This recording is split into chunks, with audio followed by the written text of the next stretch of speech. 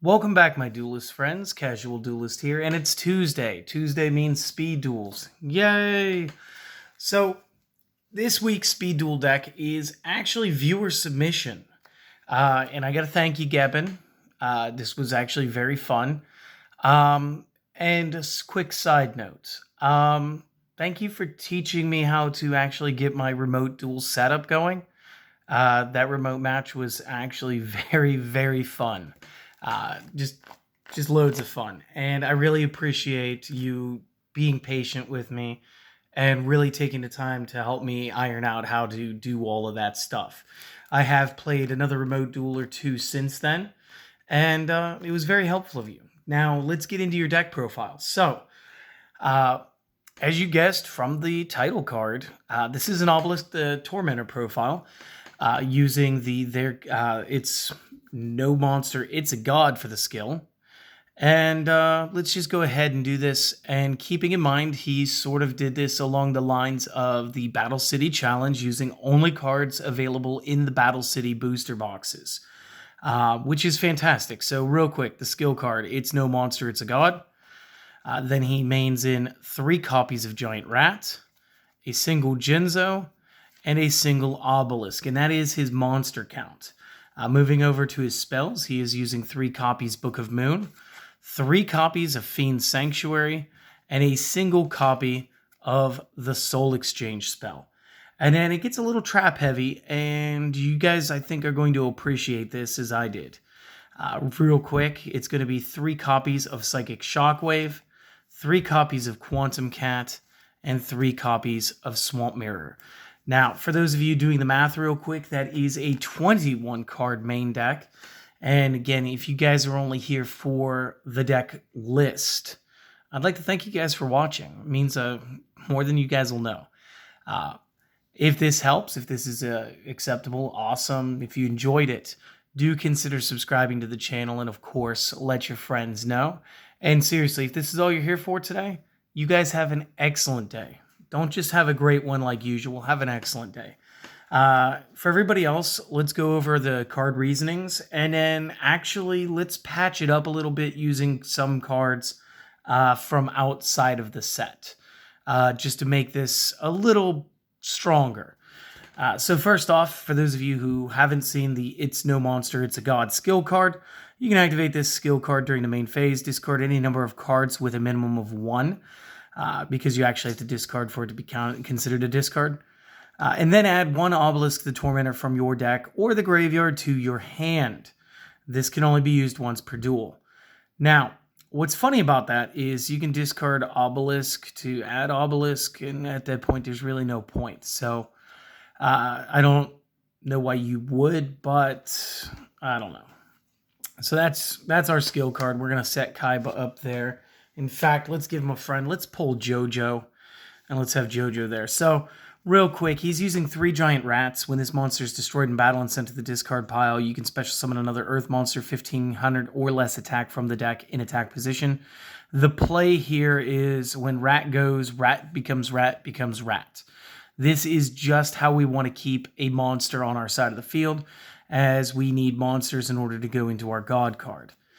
Jinzo is here to help take care of every trap card in the game. Once you have the initial setup of Obelisk, we need to be able to protect Obelisk. And since he's already non-targetable by his own effect, and again, I'll go over that here in just a few seconds, Jinzo does take care of most of the rest of the game. And again, Widespread Ruin, Waking the Dragon, Zero Gravity, Zone of the Spirit, any of the trap monsters, really. So you want to generate Jinzo's second, and again, we're using a lot of trap monsters here in order to kind of hit the field harder. And during our match, a clever move was generally he would set the Giant Rat and then put as many back row cards as he could. Obviously, I wasn't going to just blindly attack at first, and it worked out for him. Game 1, he definitely produced Obelisk. He produced Jinzo. The deck worked exactly the way it was supposed to. Unfortunately, he was playing against my flip-flop that I had just built that week, which was last week. And between Swarm of Locusts and Breaker, I was able to actually take out enough of the trap monsters to take away his ability to tribute. So against a deck that actually plays Jinzo, this deck is going to have a much harder time. And then, of course, you're going to have your boss card. You're going to have the single copy Obelisk the Tormentor. Again, requires 3 tributes for the normal summon, cannot be set, may not be responded to its summon. When normal summoned, the summon cannot be negated or responded to.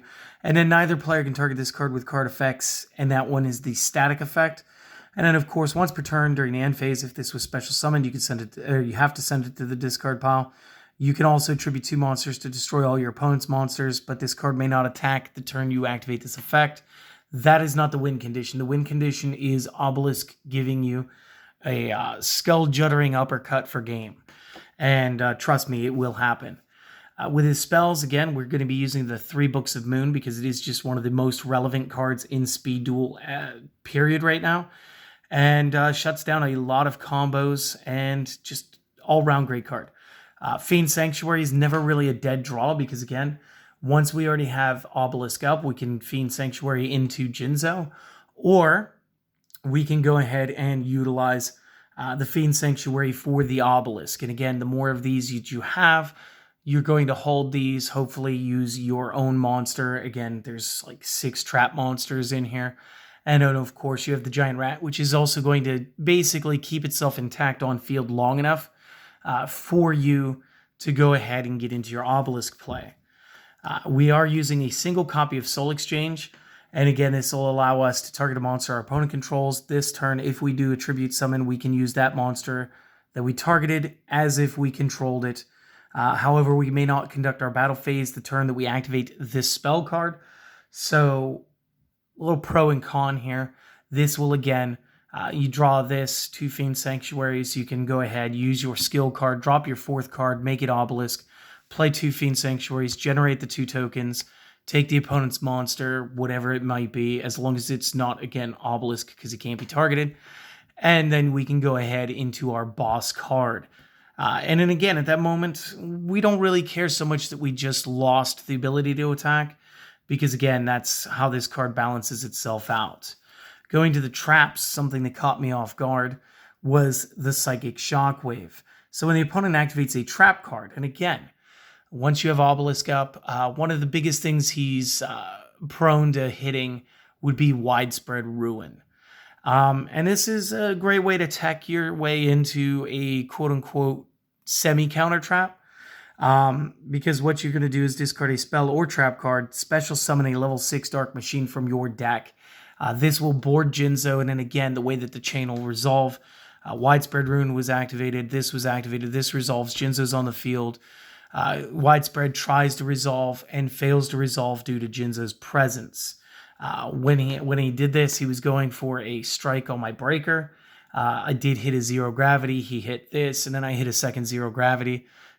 So second 0 gravity resolves, breaker and Obelisk sat, then Psychic Shockwave resolved, summoning the Jinzo, and then fails to resolve my first 0 gravity, maintaining the defense position of those 2 cards. And then I was able to Book of Moon my way through that. Again, I was hoping to draw into Zoma.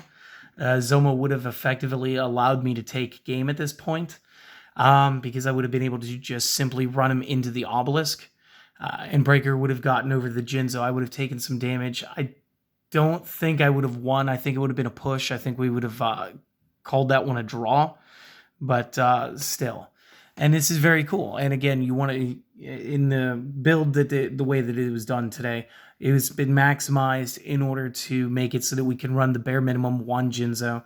Again, we're running only the single Obelisk due to our skill cards. So again, maximizing things out in order for just plain old efficiency.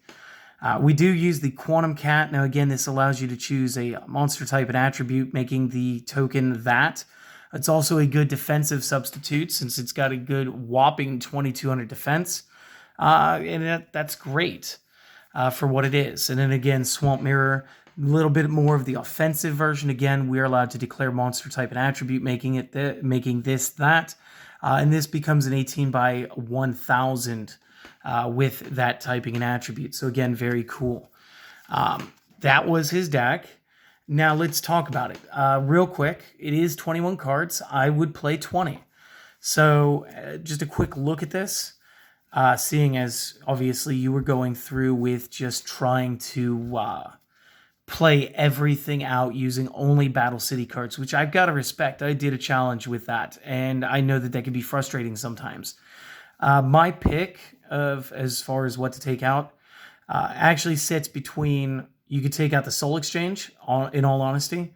We could take out one Psychic Shockwave. However, if you're really banking on that, pick one of the 6 trap monsters. And then incidentally, as long as we are allowed to use things from other structures and such, I would again suggest highly to play the Zomas. Again, this came with the Bakura Merrick starter decks. So again, not a terribly high price, as well as being able to bank yourself copies of Allure of Darkness, Santa Claus, and of course, Inner Conflict Skill.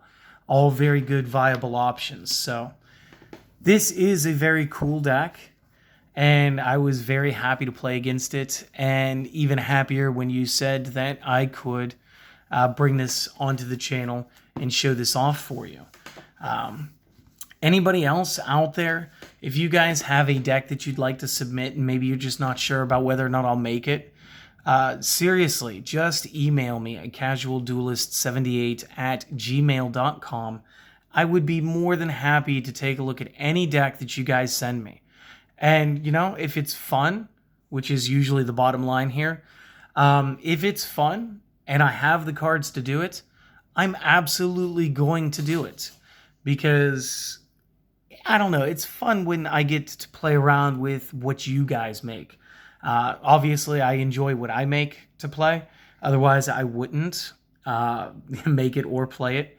But this really gives me more insight into how other players are doing things. And you know what? I've been inspired by other people's decks before.